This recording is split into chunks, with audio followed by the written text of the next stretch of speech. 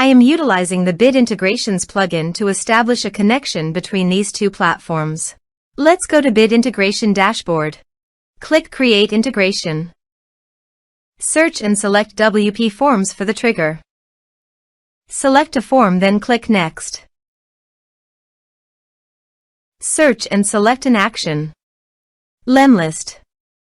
Give here the API key. So please visit Lemlist API token. API. Generate new key.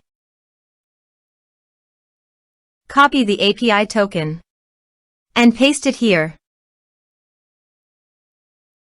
Authorize it. Authorization is successfully done. Now click on Next. Choose a campaign. Map the respective fields.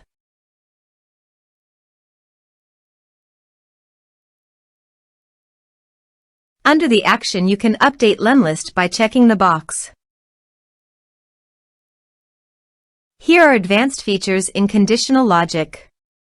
If you want, you can use it for your own requirement. Click on Next. Finish and save it. Now go to your form and type some information and submit the form.